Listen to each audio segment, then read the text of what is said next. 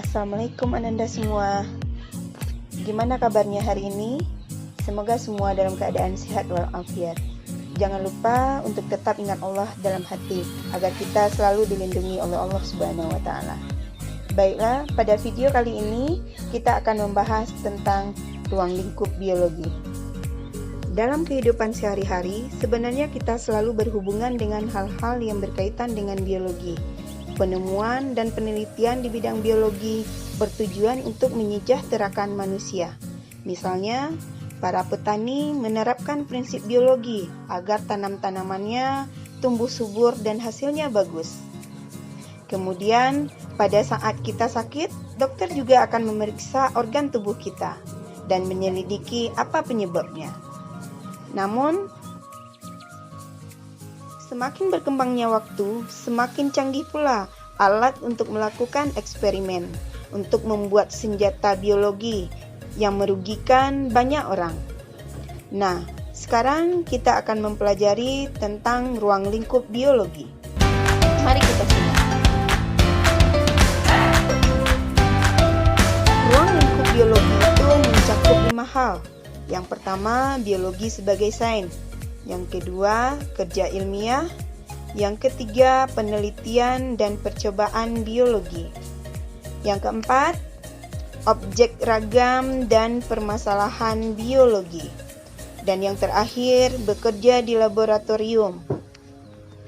Oke, kita akan membahas yang pertama terlebih dahulu. Biologi sebagai sains. Sains berasal dari bahasa Latin yang artinya pengetahuan. Sains juga dibagi menjadi 2 bagian, yaitu ilmu sains alam dan ilmu sains sosial. Ilmu sains alam itu hanya membahas gejala-gejala alam yang dapat diamati.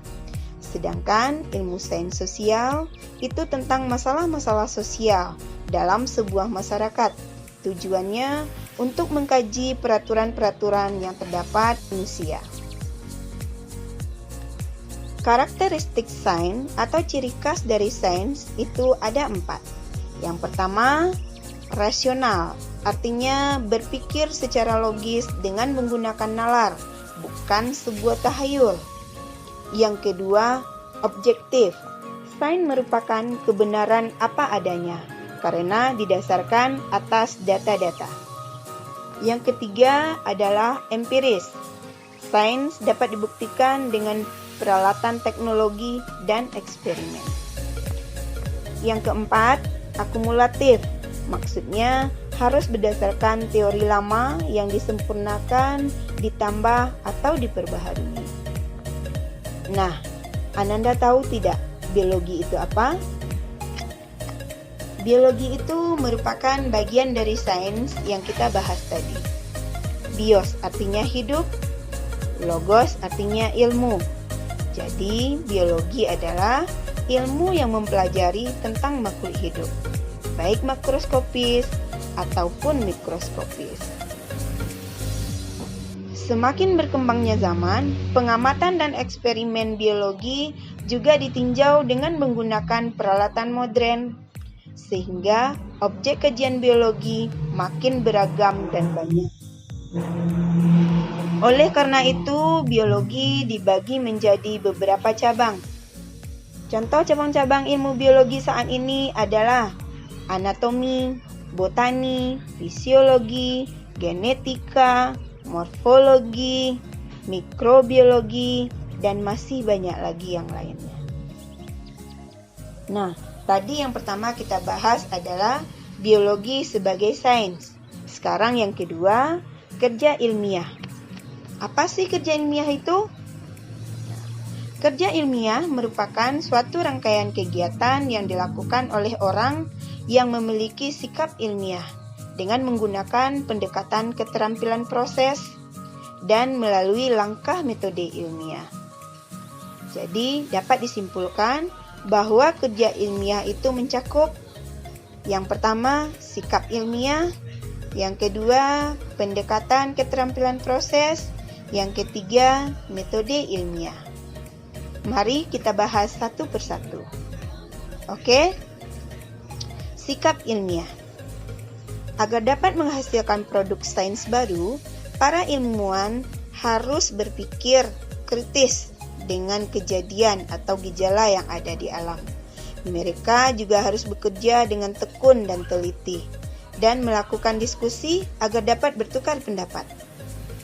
Kita juga dapat menjadi seperti mereka, asal kita memiliki sikap ilmiah seperti yang dimiliki para ilmuwan. Di antaranya, peka, kritis, rasa ingin tahu yang tinggi, optimis, sikap toleransi, terbuka, tekun, teliti, jujur, objektif, logis, dan lain-lain. Kemudian, yang kita bahas pendekatan keterampilan proses. Nah, keterampilan proses itu merupakan suatu cara agar dapat menemukan sendiri fakta dan konsep ilmiah dengan melibatkan secara maksimal seluruh kemampuan proses antara lain. Itu mencakup klasifikasi objek, pengajuan pertanyaan, melakukan pengamatan, menyajikan data, menafsirkan data, serta mengidentifikasi variabel. Nah, sampai di sini. Assalamualaikum warahmatullahi wabarakatuh.